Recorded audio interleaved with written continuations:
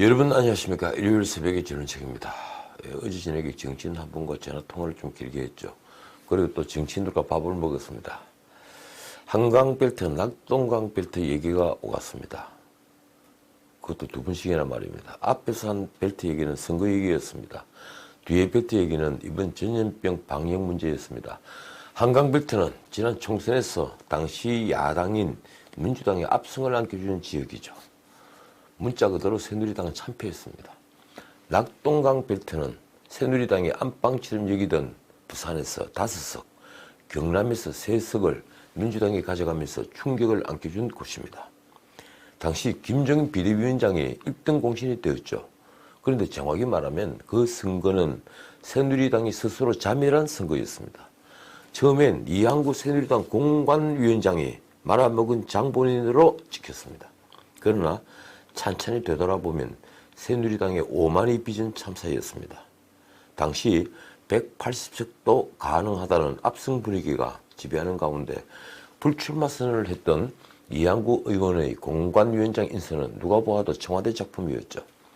그랬은지 막후 정치의 냄새가 짙게 풍겼습니다. 정무수석이 오가고 청와대에서 전화가 오갔더군요. 박근혜 대통령이 직접 진시하는 사람을 말하고 최경환 의원이 친박 좌장 역할을 하면서 진박 간빌사 얘기가 나왔습니다. 그는 종횡무진 TK와 부산 분당까지 넘나들면서 많은 행사에 참석했죠. 그가 참석한 출정식은 인산인해를 이루는데 당사자들은 모두 공신을 받았습니다. 이 와중에 박 대통령에게 각을 세웠던 유승민 의원의 공천이 문제됐죠. 서울의 몇몇 지역구도 논란에 휩싸였습니다.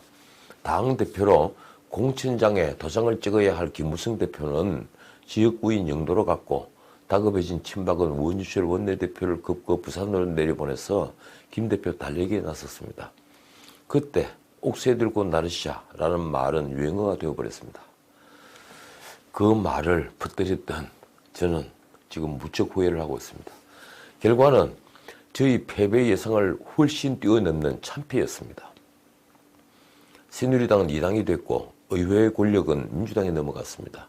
다시 말하지만 패배의 원인은 권력의 오만이었습니다. 그리고 당시 공관위는 그 오만의 상징이었습니다. 이제 그 한강벨트의 주인이 바뀐 지 4년이 지났습니다. 삼국시대부터 한강벨트는 곧 패권으로 연결되곤 하죠. 결국 권력도 넘어갔습니다. 한국당으로 당명이 바뀐 뒤에도 2차례입니까? 비대위를 겪고 나서 마침내 황교안 체제가 들어섰죠. 그리고 1년이 지났는데 그동안 참 많은 일이 벌어졌습니다. 격변기였죠. 선거법도 일방적으로 바뀌었고 정치 지형도 많이 바뀌었습니다. 이제 4년 전과 모든 게 반대가 되고 있습니다. 현역에서 불출마 선언을 한 민주당 원혜영 의원이 공관위원장이 되었고 한국당에선 정계 은퇴를 했던 김용호 전 국회의장이 공관위원장이 된 것부터 그렇습니다. 대잡이라고 할까요? 그러면 지금 상황은 어떨까요? 수도권 승부를 가름하는 한강벨트와 영남 민심을 나타내는 낙동강벨트는 어떨까요? 여러분들은 잘 믿지 않지만 여론조사는 한강벨트는 아직도 민주당 우위입니다. 갤럽 2월 둘째 주 정기조사에서 서울 지역은 민주당 지지가 34%, 통합 전 한국당 지지가 17%입니다. 거의 2배죠. 인천 경기 지역은 차이가 더 벌어집니다. 민주당이 41%, 한국당은 17%입니다.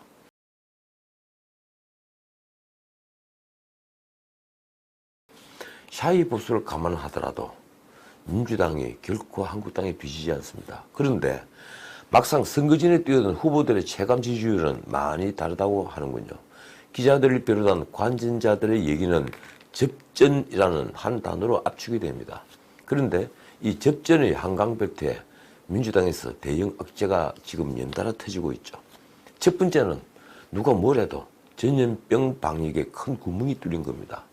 무너진 경제는 사실 이 선거가 정권 심판론으로 기울 수밖에 없도록 만들고 있는데 방역에 실패하면서 이제 서민 경제, 특히 자영업자들은 살 길이 막막해졌습니다. 쉽게 회복할 수 없는 여당의 악재죠. 이러니 대통령부터 나서서 경제를 살려야 한다. 어차피 전염병을 막을 수 있다. 이렇게 말씀을 하고 있죠. 두 번째 악재는 제가 이미 말씀드린 것인데 민주당이 자초했습니다. 바로 이번 선거에 조국을 다시 불러내서 화두로 삼은 겁니다. 문제는 아직도 민주당의 열렬 지지자들은 이 조국 문제를 민주당의 악재로 여기지 않는다는 겁니다.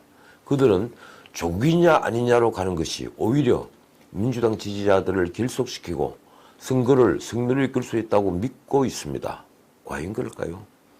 민주당은 금태섭 지역구인 강서갑에 공천 신청을 하면서 조국 내전이라는 매체를 만들어낸 김남국이라는 젊은 변호사를 끝내 내치지 못했습니다. 아니, 정확히 말하자면 민주당이 내치지 못한 건 김남국이 아니라 금태섭 변호사죠. 역설적으로 조국 내전이라는 세간의 화제가 금태섭을 살린 겁니다. 대신 김남국 변호사를 전략공천으로 돌렸습니다. 그는 이제 친문이라는 방탄복을 확실히 챙긴 데다가 덤으로 지명도를 한껏 높였습니다.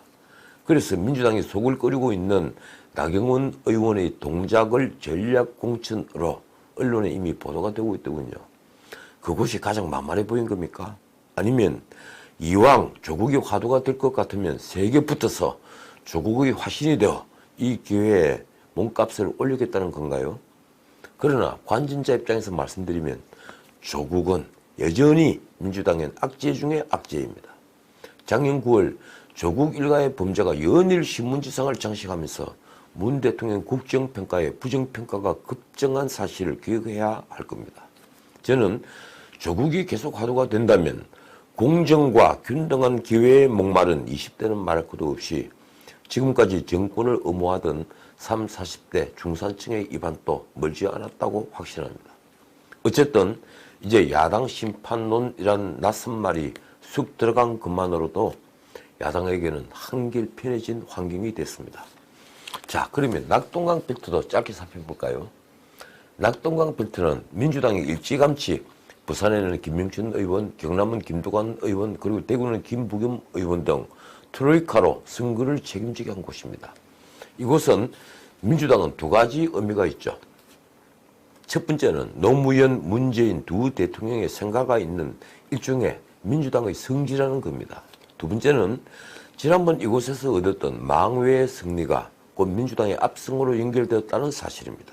말하자면 낙동강 벨트는 민주당 최고의 전략 지역입니다.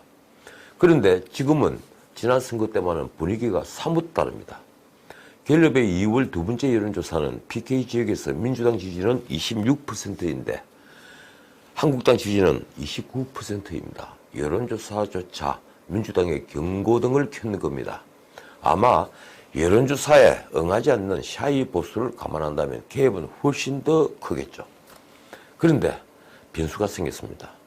한국당과 새 보수당 등이 통합을 하면서 공천을 두고 벌이고 있는 통합당 내부의 내전이 심상치 않은 겁니다. 해운대 그리고 다른 지역 모두 다 조금씩 잡음이 흘러나오고 있죠. 거기에다 김무성 전 대표가 일찍 불출마를 선언했던 부산의 중영도구가 논란을 불러일으켰습니다. 이현주 의원이 수도권을 떠나서 이 지역에 공천을 신청하면서 불거진 건데 문제는 이 논란을 자초한 사람이 다름 아닌 김용호 공관위원장이라는 데 있습니다. 그가 언론에다가 이현주 의원을 경선에 붙이는 게 공정하지 못하다는 취지로 말을 하면서 전략 공천수를 흘리자 김무성 의원이 반발했죠. 여기에 이현주 의원이 다시 김무성 의원을 공격하면서 논란은 더욱더 확대되었습니다. 저도 이 방송에서 안방에 전략 공천을 하는 건 명분이 없다는 취지로 비판했죠. 더욱이 이현주 의원은 수도권에서 당당히 당선됐던 의원인데다가 이제 진영을 받고 출전하는 분이죠. 이런 분이 낙동강 벨트보다 한강 벨트에서 결전의 장소를 출전하는 것이 정도라고 저는 보았습니다. 어쨌든 낙동강 벨트에서 통합당은 지금 위태위태한 우세를 지키고 있는 건 분명해 보입니다. 자, 한강 벨트든 낙동강 벨트든 지금부터 승부를 좌우하는 건 바로 인물입니다. 그렇죠. 총선거는 누가 뭐래도 인물 경쟁이 우선입니다. 그리고 정당, 그 다음은 정책이죠. 무엇보다 이 선거 전체를 이끌 리더십이 두 당 모두 보이지 않는 건 마찬가지입니다. 민주당은 이번 선거에서 적폐청산인이 하는 게 전혀 먹혀들지 않는 데다가 무엇보다 경제가 폭망을 하고 엎친 데 덮친 격으로 전염병 방역에 구멍이 뚫려서 서민 경제가 더 어려워진 게 가장 큰 악재가 되겠죠. 게다가 한강벨트에서는 조국이 화두로 계속 남는다면 문자그대로 수도권 선거는 치명상을 입을 겁니다. 반면 통합당은 아직도 혁신을 보여주지 못하고 있습니다. 현역 의원을 자르는 게 혁신이 아니죠. 중진의 용태가 자기 생이 아니라 떠밀려 나가는 형식이 되고 있으면 그걸 혁신으로 볼 국민은 아무도 없습니다. 자, 오늘 1번은 여기까지입니다. 휴일 새벽을 제가 번거롭게 해드린 것 같군요. 아침에 밟고 있습니다. 지금까지 전은책이었습니다.